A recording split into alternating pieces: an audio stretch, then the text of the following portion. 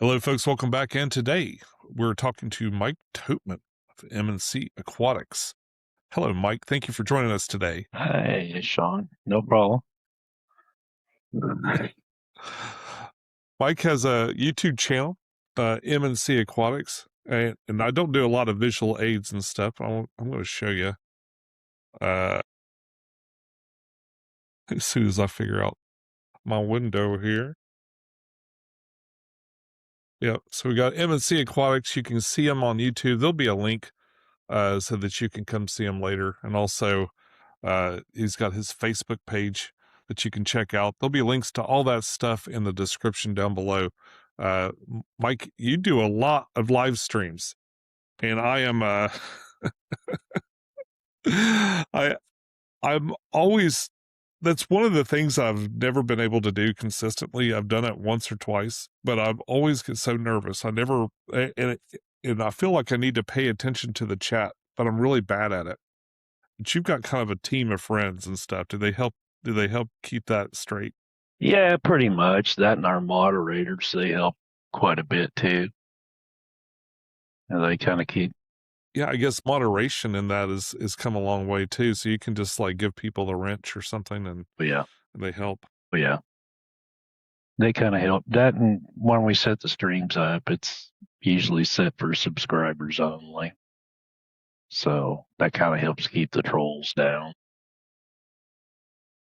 I guess so. Yeah, that makes a lot of sense. That's another thing that didn't exist back a couple of times when I tried to live stream. Right. It got very trolly. Yeah. But when they come in, we deal with them. We either deal with them or. So you've got a wide, yeah, you've got a wide variety of guests that come on your show. Are there uh, some extreme regulars, people you have on a whole lot? No, not really. I mean, Ed Motes is one of our pretty well regulars. Ron from Garage Aquatics joins us quite a bit. We try to have everybody that we've had on. We invite them to come back. You know, if they enjoy the stream, anybody's more than welcome to come back. You know, like our breeders. Are you keeping any fish now? Yeah, I've got quite a few. Tell me about how you got started with aquariums and stuff. God, Were you a little kid or did you come to it on your I own? got started Older? when I was 8 years old. I've been in I've Wow. been in the hobby almost 52 years. My goodness. That's a long-lived hobby. What were you keeping back then? Back then it was goldfish and betas, a lot of danios, a few angelfish. We didn't quite have the selection that we do now. I know even in high school, I attempted to keep an aquarium and it didn't work out. I had goldfish when I was a little kid, but I don't remember what happened to them. Yeah, So I have a feeling I know. I've got a couple little metaframe tanks that were my grandparents' that they're still running to this day. I mean, they're running under Wow. gravel filters, and one's got a box filter. You know that they're still running. Well, it helps to have, like, I don't think anybody in my family kept fish.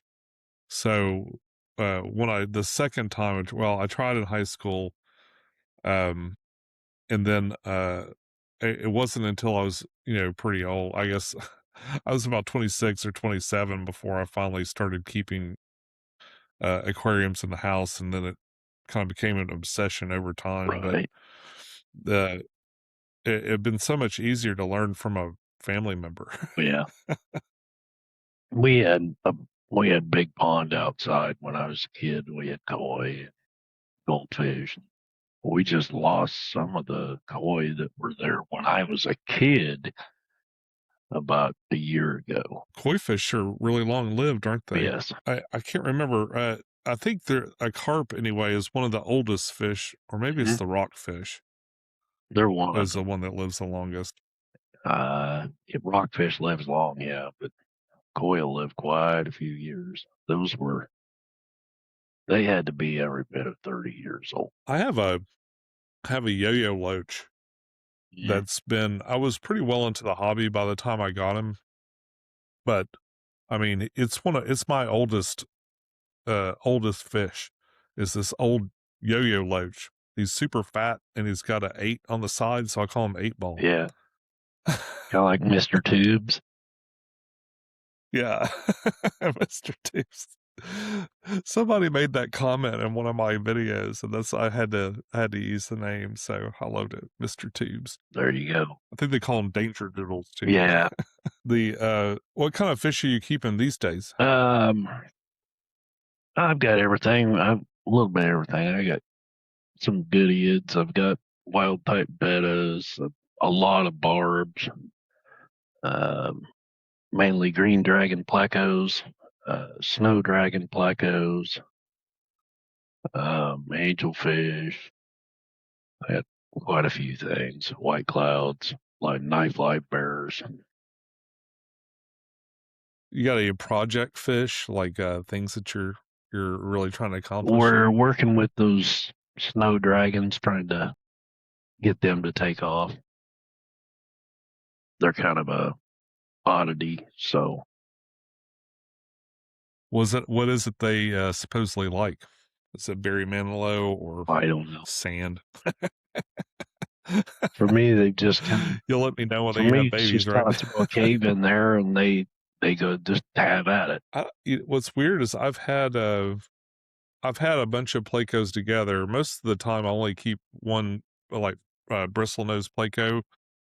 I'll keep one in a tank. The one other time I tried to add 2, they were both adults when I put them in, and Fight. they just fought. Like, it was vicious. Yeah, So, like, no, I won't do that again. yeah. And then, I've got two common plecos. They're about a foot and a half long that I can't keep them together because they will fight. it's funny, something that doesn't have, like, claws per se or big teeth. I guess the raspers are Mm-hmm. probably pretty effective, Yeah, um, but the watching them just battle, it's just they get really vicious with yeah. one another. That's like with the Goodeids, the Cracodons, Cracodon lateralis. They get pretty vicious too. They sound mean. Cracodon Yeah. Release the avidralis. Cracodon. Release the Cracodon. I love Goodeids. I I really wish they would breed for me. Yeah, once they hit a I certain think age, they just kind of age out. They quit breeding. I got a bunch of very young ones and stuff, and I tried everything I knew. Kept the water nice and chill, and fed them really good food. I Mm. was even growing, raising brine shrimp and stuff, and I just Some of could the not get Goodeids are babies. vegetarian though. They're not so much carnivore. Some of them are omnivore too. Yeah, they're kind of grazers, is what I But yeah, read. Is they kind of graze. Well, and all the tanks I have are, they're planted out so much that I would think they'd have but algae yeah, and other stuff, but yeah. If or you even keep steal the having trouble Plecos' with them food. though, you might reach out to either Greg Sage or Ed Moats, and either one of them would be ones that could help you to figure out what's going on. I've got a new set. They're Trout Yeah, Goodeids, and I got them we have these fish swaps and stuff, and so I'm trying a brand new way with them in a I've tank got the that's. Iliodon persodons, the trout canadians. I've got them. I'm really bad with the scientific Yeah, names. Always feel they like a big won't drop dummy. a lot of fry. They'll drop three, four, maybe five. What are yours like? What do they seem to like in terms of water conditions and stuff? Like, what's your water like there? My water, it's actually fairly soft. I mean, well, it's neutral. It's 7.0. The mainland, I just been feeding them actually some nori, which is seaweed. Yeah, like they put on Mm-hmm. sushi or Yep, they wrap sushi with. yep. I feed them a lot of nori, and they do really well with it. Oh, yeah, Does it come? duckweed, It's always so salty. I guess is it supposed to be a salty? I little guess bit, it's from but I this. rinse it off real good, Yeah. dry it out to where it's almost crispy, and just tear it in little bitty pieces, drop it in. I got the idea actually from Ed Moats because that's what he uses on some of his stuff. And ever since I've Really? done that, boy, Ed he has a fish food that he has too. That's really good food. He mass produces it and stuff, Mm-hmm. or does he just make it for his? Okay. What's it called? Off the Do top you of my head, remember? I don't know. I just contact Ed and say, hey, I'll make a note to look at it.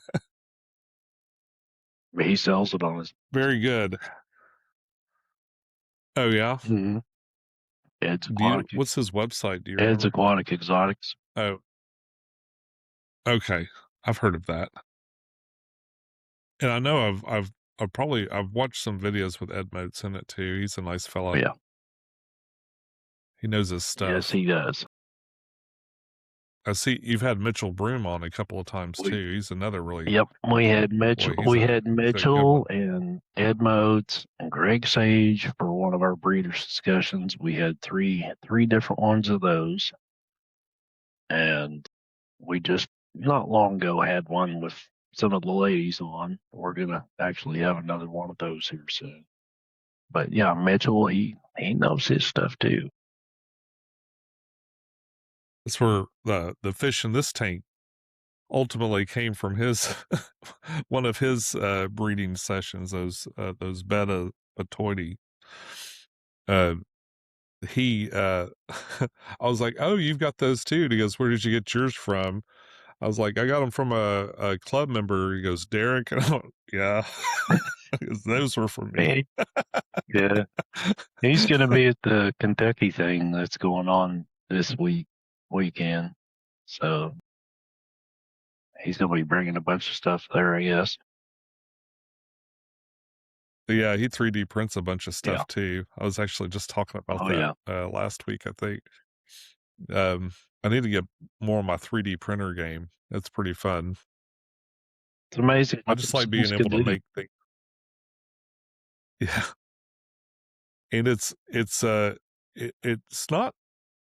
not too hard to learn to draw in it too. There's free programs where you can do really basic stuff, but sometimes that's all you need. I mean, most filters are just more or less a box, you know. So if you figure out how to kind of assemble the shapes and then trim them out and stuff until you get what you want, you can make Hmm. all kinds of neat stuff. Yeah, I watched what Jeff Kane was designing different things with it, and he was doing, in a live stream showing how he was doing stuff, and it's kind of interesting. On Oh, it, that's cool. like, well, I The used to know how to set up a CNC machine, so it shouldn't be that much harder than one of them. yeah, did you do machine work? A little bit for a while. Yeah, it's 5 axis. Mainly I was an I older worked pipe for better.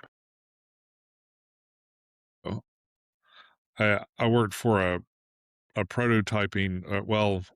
My wife and I met at Philips Consumer Electronics. We were photographers there, and they had a whole like design department that did the CNC milling and stuff like that to Yeah, make prototypes and things. yeah, It was pretty fun. yep. We had to try and make them look real for the packaging. Hmm. I think I still have a wooden Walkman somewhere. But you don't see those much It's anymore. just no. They that tells you how long ago it was too. Yeah. At least it wasn't a wooden. Yeah, we've been together. They would use some kind of weird material too, as like a compressed wood or something, and then they would just almost like almost like plywood, but they'd have blocks of it, Composite. and they'd just trim it out. Yeah. So, how long have you been doing these streams? It looks like you've been going for Couple a of while. years. What inspired you to start doing it? Well, actually, it was, believe it or not, Jimmy P. Yeah. Jimmy P. and Curtis. and got me to start going backstage and getting me a little more comfortable with it. And then Jimmy started putting a bug in my ear about, oh, well, you need to do a stream like this and this and this, something that's a little different than everybody else is doing. And we just kind of ran with it. And then my first guest that we had up was Rocco from Rocco's Fish Room.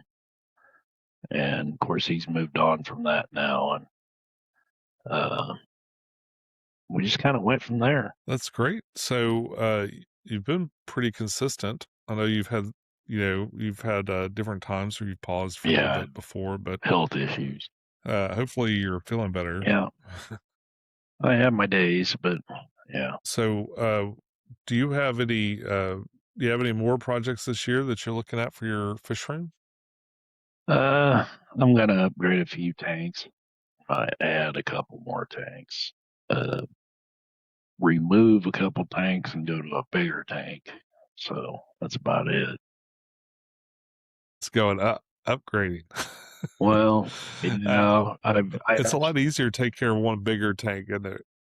Yeah, I actually downsized a lot compared to what I used to have. I was close to 300. My. What do you have I have my garage, a garage thing going on my or attached storage my garage somewhere? was set up for a big fish room. There was 230, 240 tanks out there, and I had another 100 and some in storage. And then we've got one of those neighborhood oh gosh, what do you call it? A thing where you can't build stuff in your neighborhood without getting the approval. HOA. Yeah, we got a HOA. Yeah, and but people are sick of running it, so they're talking about dissolving it. And I was like, yeah. Mm-hmm. I'll have a fish room. Yeah, we don't have those. We don't have one of them where I'm at. So I mean, population here is It's like the very next day I'm going to construct a warehouse in the back of my house. Or get a hold of Jeremy at Aquarium Domain and have him, come in and build you one big tank. Giant ones. Yeah, 40. Oh.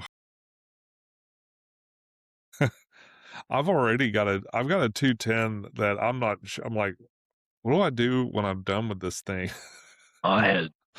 It's not like I can just kind of drag it out to the garage. Yeah, I had two 240s and a 310, and then a couple 115s, hundreds, a lot of 40 breeders, 20s, 30s, 40 longs, 33s, about everything I could get a find. I've just kind of ran out of room to put them up and stuff. Mm-hmm. So unless I break something down, I don't get to put something up. And there's some like inconsequential but pretty ones. Like it's like this is no maintenance whatsoever. So why would I ever tear it down? Right. It looks nice and really easy to keep, Yeah. And there's other ones I fuss with a bit, but I really enjoy having them. So I have this problem where I don't have many that are just kind of experimental bare bottom tanks with a sponge filter in it. And I kind of wish I had some more of those. So I had more options for breeding rice fish and things like that. Right. So I really need to do something else in my garage, but it requires further commitments that. Yeah. When I sold out of everything, because what I did is I bought a guy's fish room out, and I got everything he had. Really? And yeah, it was a retired gentleman at the time. His health was failing. He wanted to get out of it. I bought everything he had, took over. And then my health got the way it is, and it's like I got to downsize. So I sold out about everything I had, but 20 or 25 tanks is what I've got. 20 is what I have set up. 5 are not set up yet. I can't go in. I'm still waiting on that water changing robot. Hmm. On that, when I had that big fish room, it was a different story because I had to help. So, but Really? yeah, but they grew up and moved on, so I don't have the help anymore. I got way too much for Yeah. me to try to do on my own. It's like I can't do it. Yeah. I think at some point you got to just measure the risk and reward of Yeah, trying to maintain more than you can yeah, because a feasibly lot of keep up. what I had to back then was big fish, So I've kind of moved away from that. Biggest I have now is an Oscar. You know, I don't have Really? 16-inch Dovi anymore, or Trimac or any of them. Did you really enjoy the monster fish part? I did at times. And then there was times I was like, why am I into this? Especially when I had to go get stitches in my arm from a Dovi biting me. So yeah. Then I got to work How many stitches did he give you? 6. Ooh, Yeah, that's pretty substantial. That's a big bite. They've got teeth. And those fish are nuts. But if I had the chance to have one again, I'd probably have one. They're extremely smart. I don't think I've ever kept a Dovi. What's it like to keep those? Oh, they're not when they're young, they're not bad, but as they get older, they they tend to get a little ornery and then they just get downright evil. Really? But yeah. Not So all you're of definitely only keeping them with other Dovi, or them. Mine you couldn't keep with anything. He'd kill it. He'd been with he'd okay? been with the So female for they get their own tank. he was with the female for almost 3 years, and then all of a sudden one day just boom, snap, and he killed her. Wow, My brother got that's the crazy. How crazy idea one day he was going to put his flower horn in there with it. It didn't end well for the flower horn. Let's just put it that way. oh wow, So yeah, how big a tank you need for just I one had him in Dovi I as it gets older? I had him in a 310, but it wasn't quite big enough. He was due to be moved up something bigger. Wow, that's a huge Yeah, fish. he's big. Where are they from? Uh, Mine come from Florida. It was wild caught in Florida. Really? Yeah. There's a fish farm out Man, there. that's cool. There's a fish farm out there that there's in the pond, some of the ponds around there, and So are they native to that area, or did they just end up they there? just wound up there. um, I think they're more kind of like the self-neutral. pythons they have. Yeah, yeah, and the iguanas, and yeah, I haven't heard. Do they have iguana problems too with them running around out there?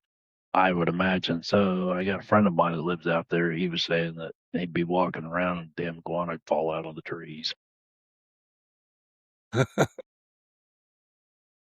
I know a lot of the pythons. There was like a pet breeder that whose Mm-hmm. whole place got blown over in a hurricane or Mm-hmm. something, and Bunch of it them just got set loose. snakes out everywhere. Yep, I've heard that.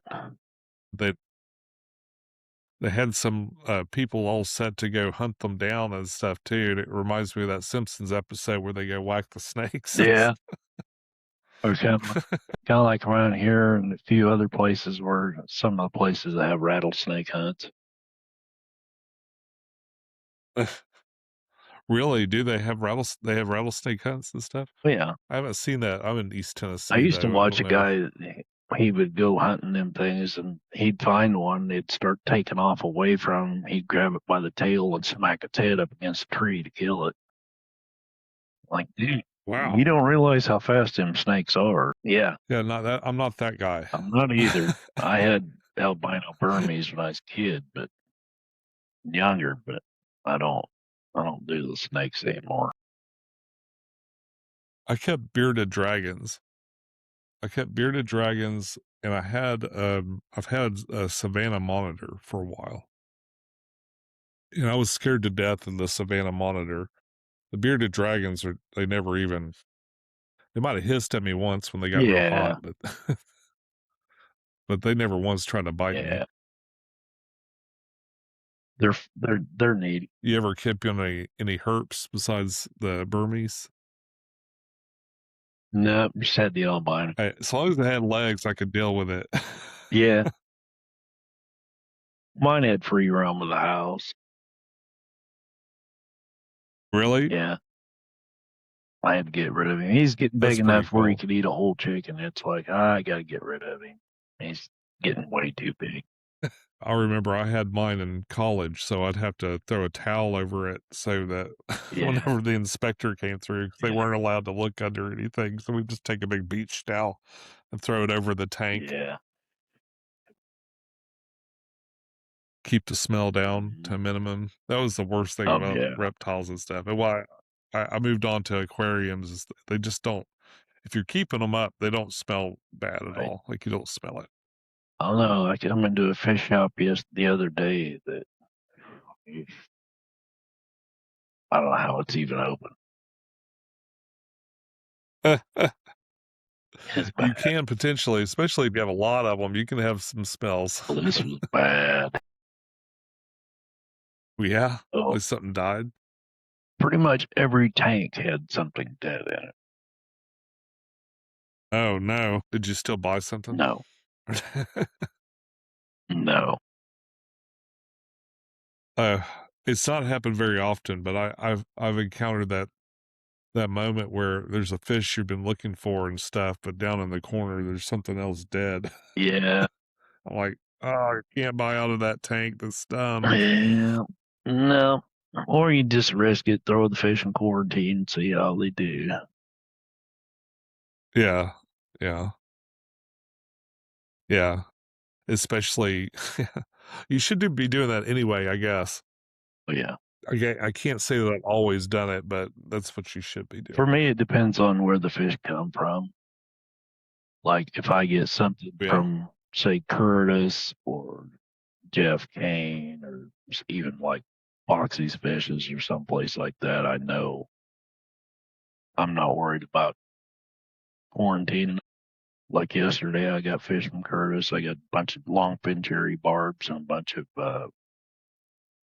rosy barbs. They went right in the tank with the others, and I've never had an issue. But I love the roasted barbs. if I buy something from like a local pet store, or PetSmart, something like that, then yeah, it's going in quarantine for a month. Yeah, and it's always important to do that. It just because the damage, like I had only one time where I really regretted it. And I was buying rummy nose tetras, and I wanted to just add them to the school that I had already, Yeah, because I had a school of them that had been kind of aging out. I think I started with 15 of them, and then they got down to like 9 or 10 after many years. And added like another 5 to it, and I added it directly to the tank, and they wiped them all. yeah, They I've all seen died. that happen a So few times. I'll never do that again if I can help it. Yeah, man, a neighbor, It's hard to have an empty tank though.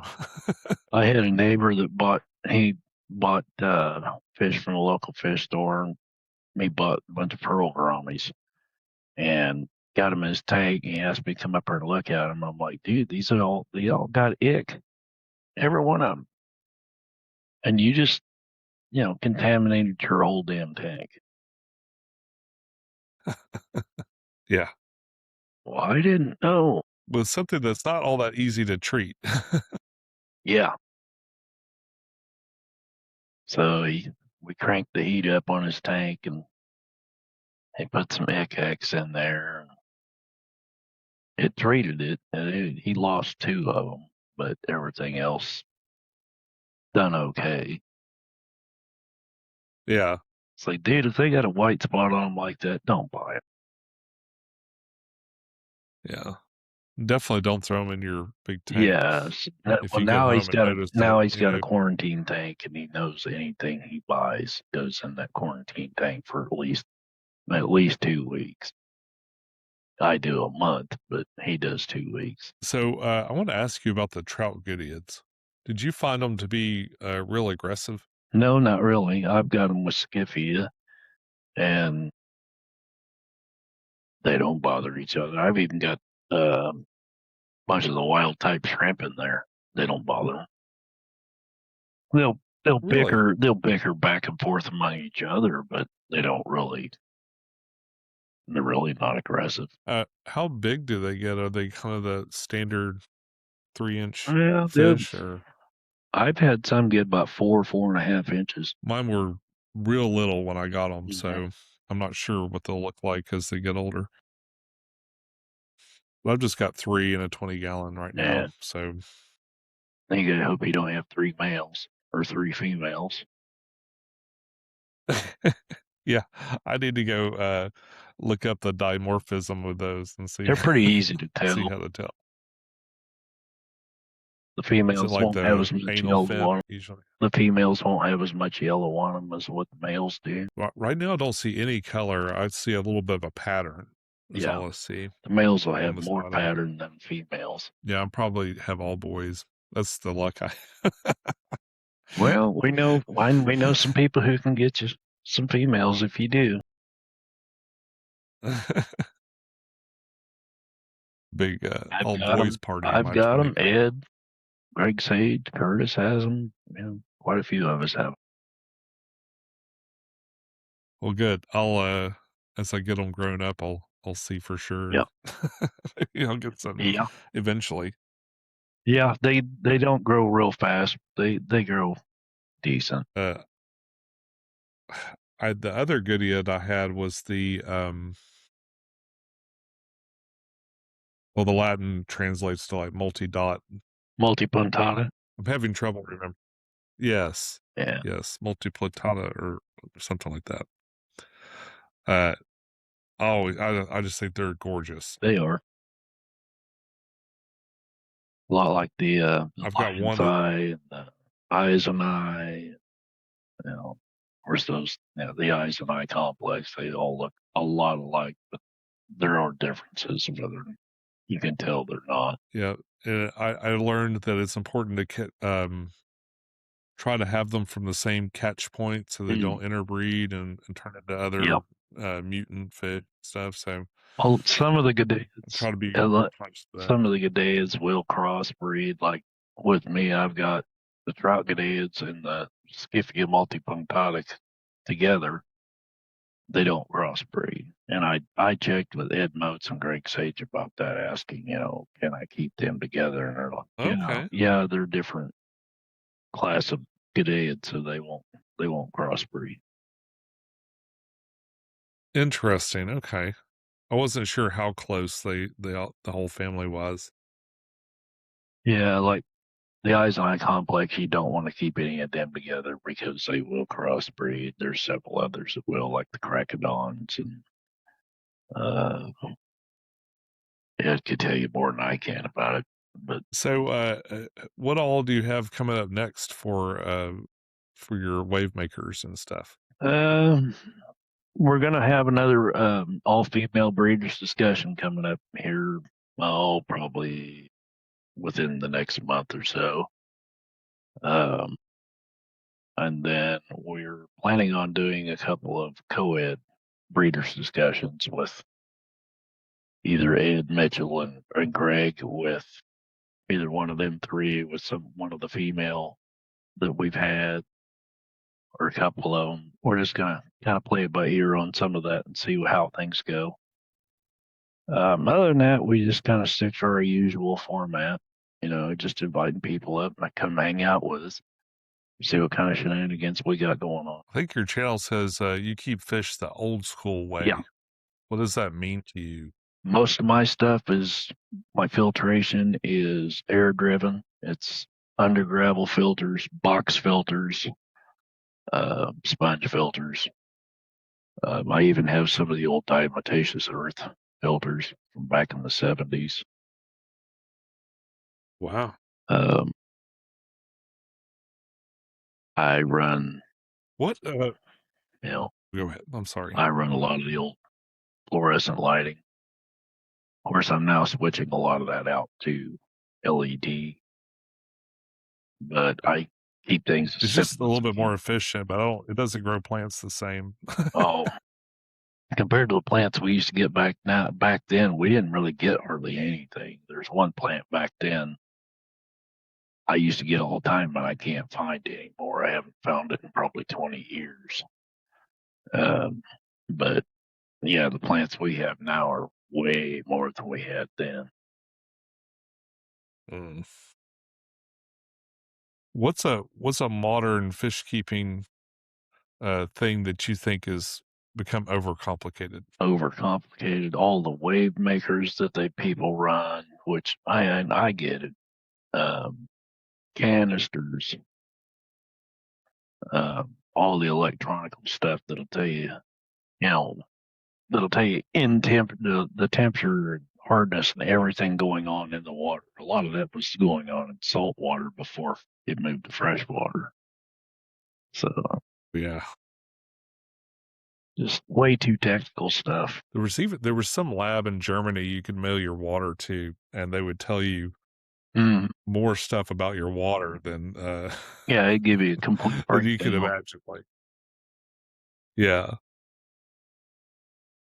I never got into that minutia of my water. I run my basic master's kit test, when I want to know, and then kind of do a baseline of what comes out of your tap, and then check an aquarium once in a while and see how it's doing. But for the most part, tell if something's really going wrong. Yeah, like most of my tanks, they're like yours. They're pretty well heavily planted, and most of them might get a water change twice a year. So, oh, really? That little, huh? Yeah, I Yeah, I haven't had a sink in about, I guess 3 or 4 months. We're redoing our kitchen, and that's where I connect my Python when I right. do water changes. And, like, there was this tear down, and then they built the cabinets, but then it took for a long time for the surfaces to be made, so I've been waiting on a sink for months, and I think this thing went a good 5 or 6 months, which is the longest I've gone Yeah, without doing a water change or but stuff, I'll check. and, I'll test them if they need. it did If they need okay. I one, they topped get it it. off. I'll test them if they need a water change. They'll get it. Otherwise, they'll just go. And everything I've got, A lot of times, I'm just cleaning it up anyway. right. Like, if it starts to get kinda dirty and stuff and I'm cleaning it anyway, I'll just go ahead and give it a water change. I think it helps the plants too to get kind of It does, new water in there. but I don't fertilize anything. I don't seem to really need it because plants grow like freaking mad. You know, I've got them growing in sand and gravel and growing like crazy. Like here with the Anubias, I've got bulbitis that I started with one little spray goat, and now I've got it in 5 tanks because it's took off. Yeah, that's great. I think my tanks are just all full of things that happen to grow in under the conditions I provide. Yeah. I mean, I used to, well, up till about a year ago, I used to run metal halide lights on a couple tanks. Oof, Yeah. those are bright and Oh, hot. yes. You can get a submerged from it. You definitely heat up a fish room with it. Yeah, Keep it nice and humid. it can. Yeah. I've had, I think the one thing I really, like, I find the LEDs to be kinda hit or miss, like, a lot of times they do really well, but every now and then I'll get one, it just seems like it must be in the wrong spectrum or something, and it doesn't quite work. Have like a yellow Uh, cast to it. yeah, Yeah. yeah, or something else, and there's something too, like a lot of these you can adjust the parameters and stuff, but there's never a suggestion for exactly where you should be. Right. I've got that. So I think it's easier to kind of dial them in I wrong, got that but aqua sky on this one, and I started out with like Bentley Pasco's baseline and kind of tweaked it from there, and I've had pretty good luck with it. I think it's the big advantage to me that with the LED lights, if you can get them, is being able to ramp up and ramp down, because they simulate that sunrise sunset that I think the fish really react to. Well, like the aqua sky, it's even got like a thunderstorm setting where you can do lightning and all that stuff. Yeah, it's funny. I used to joke around about that, but I never thought about, like, for breeders, you do a water change and then turn that on. Yeah, You just simulating a rainstorm and right, refreshing the water and stuff. right. Cold water change, especially for cories, do a cold water change with that. They kind of go more off barometric pressure than they do the water change so much. Yeah, I've heard that, like, people, if there's a big storm coming, they'll rush over and do a water change or Mhm. a cold water change real quick to kinda simulate the whole Mhm. thing, so and that's what sets cories off to breed. On some of them, yeah. Unless you're like Mitchell Broom and some of them, then there's one he keeps that you've got to let that water get really nasty and just dirty and filthy and for so long a time, and then you start doing water changes. Yeah, So a bit of a procrastinator. that's just how they are in the wild. The water gets low and just filthy, and then rain comes, fills everything Yeah, back they in. got a built-in trigger for, like, water hardness or something. I think he told me about that too, so he had to let the water evaporate way, way, way down till it's just. Yep. And He if people touched don't on it in that know. one breeders discussion of ours. He touched on it, and it's like he's like, you imagine you're walking through a fish room, you see, clear water, nasty water, clear water, and you're like, what is going on with that? Well, I'm breeding fish. That's how. Yeah. That's what they like. Mhm. People like what they like, right? It's Yeah. and animals do too. Yeah. What's a fish that you've bred that you've been especially proud of? Well, other than when I was had Dovi breed, um, I would say probably either my knife live bearers because they will eat the young real quick, Yeah. or my Goodeids, Trout Goodeids. I mean, yeah, they're live bearers, but other than that, well, angels, guppy. So were you just Johnny on the spot when they came out? Did you save them, or did they just They happen had to enough escape? cover where they could hide for a while. Then, yeah, I know now that I've got when they drop young, I got to pull them out.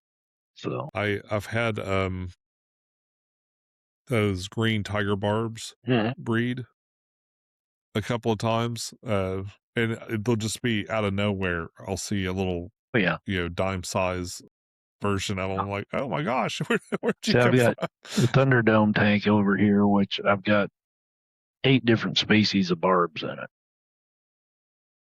And somehow I have little bitty tiny tiger barbs or checker barbs or Odessa barbs just out of nowhere.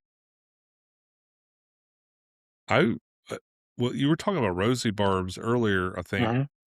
and I had rosy barbs. I put them in my 210 because they were tough enough You get a to lot of algae. and fast enough to stay away from Mr. Tubes and stuff. But and they love the extra space. They love to eat the plants and the algae They and do eat stuff a that lot comes of up. So algae.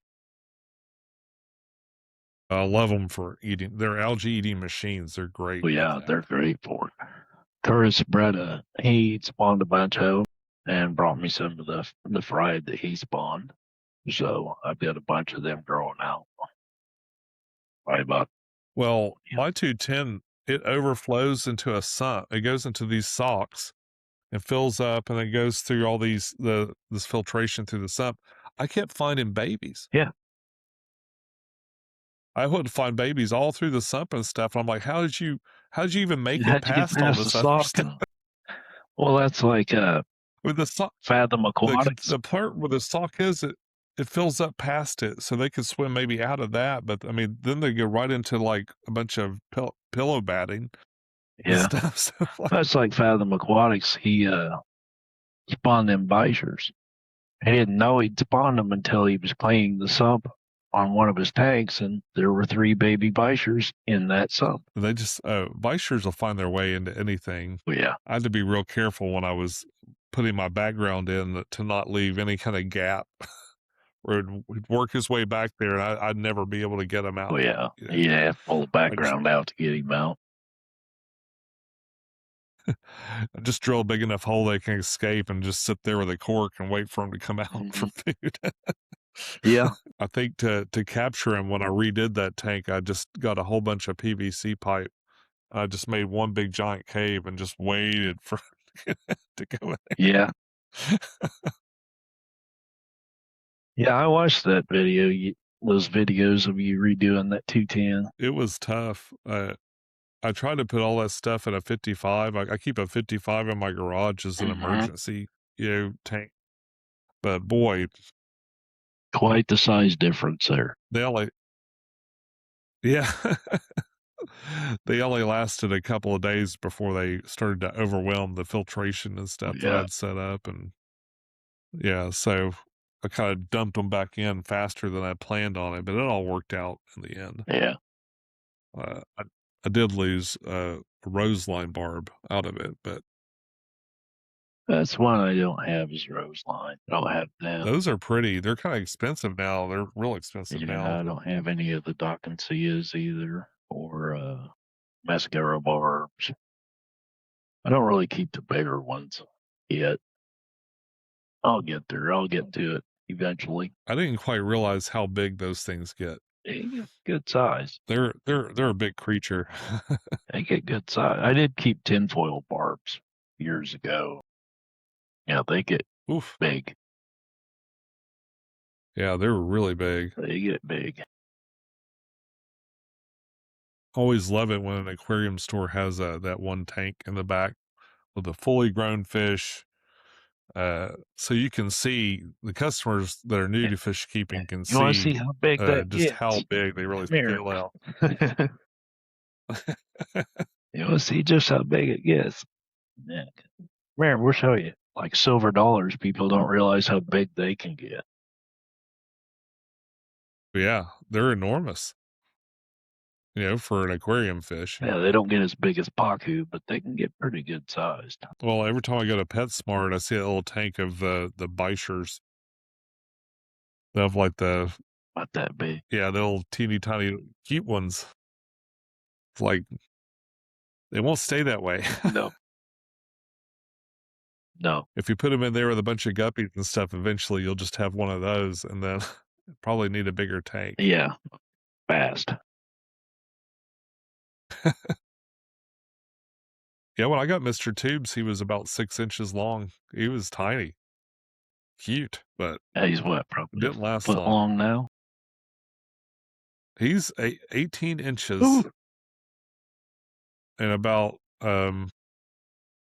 I'd say almost an inch and a half in circumference. He's pretty thick. He's Maybe 2 still inches. got a little He's bit. big. He's got a little bit of growing left to do. The species I got, I tried to get one that was not one of the known, super large, one of Yeah. the smaller ones, at least, and maybe a little bit less aggressive and Yeah. stuff. I wanted an ornate, but I think, lots of people have them and they seem to do all right, but Yeah. they didn't have one at the time, and I got the other one. Alex, I think, has got like 3 or 4 different species of them, and he's got a couple rare ones. Some of them get big, some of them don't get very big. Yeah. And he's got his lungfish. Lungfish are really interesting too. I think it takes like 10 years to get them to breeding size.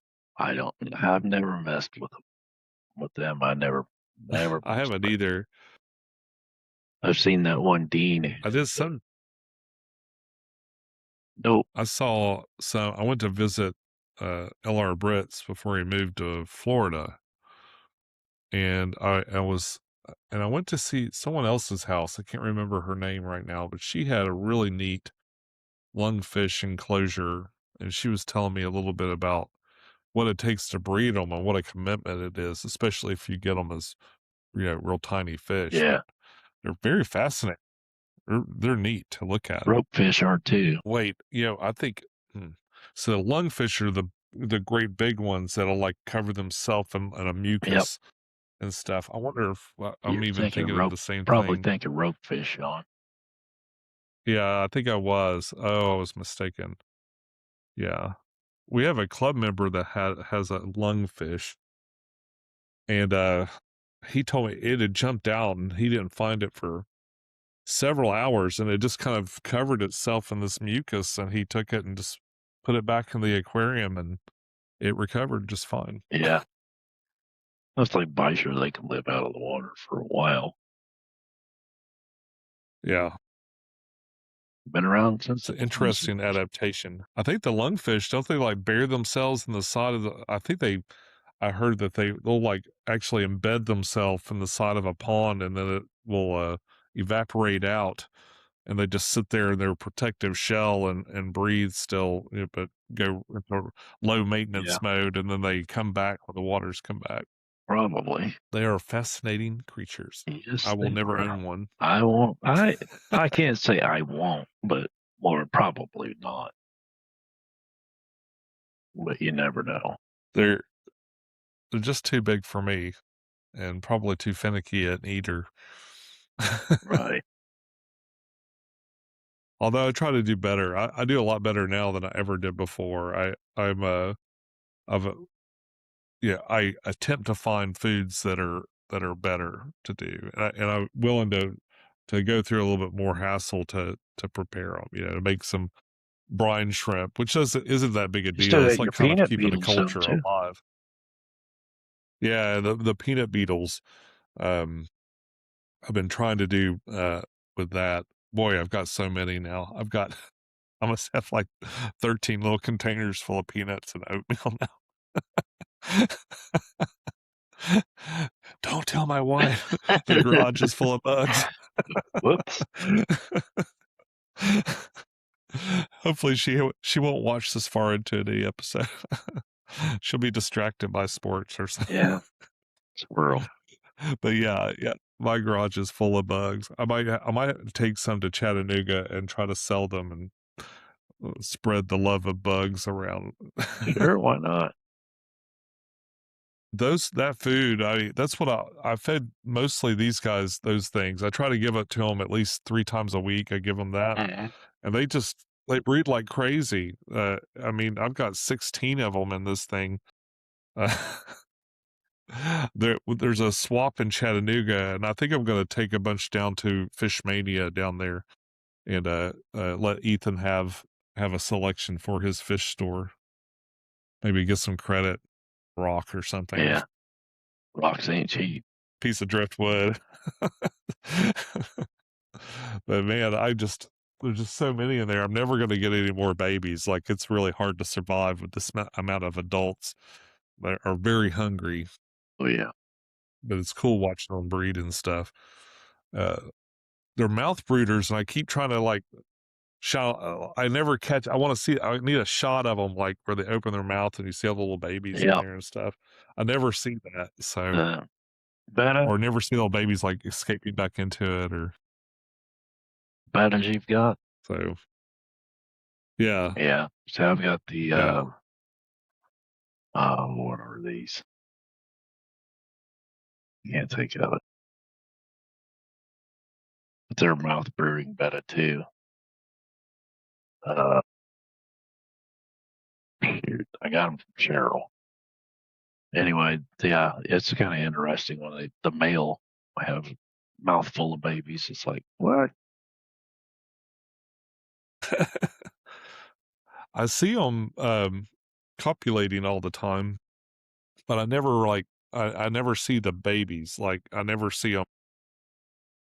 I think the males must go and hide when they have them in their Yeah. mouth or something, because I never actually catch them like where they're trying to breathe or something and look inside. Of course, if I jam a big camera in their face, they're gonna run Yeah, away. they're So gone. I usually sit back about where I'm at now, and I just get a real long lens, and I just try to kind of catch them. But I basically have to. In fact, they're going at it right now. Like, come on! We've been talking about it, But so I have to put on the Barry Manilow and let them they're go to little town. Barry White. Yeah, Barry, it's Barry White. Maybe that's what I've been doing wrong. I had the wrong Barry going. Yeah, I need to maybe. rebury it. Mike, I really appreciate you taking the time to talk with me today. We have reached the 1 hour mark, which is where I usually cut it off. But I had a great time talking with you, and I hope you'll come back and do it again sometime. Anytime, Sean. Just let me know. And if you'd like to find Mike at MNC Aquatics, there'll be a link right here. And be sure to subscribe to me right here. I'd love to see you again. Until next time, follow your bliss, keep a clean tank, and we'll see you soon. Bye bye.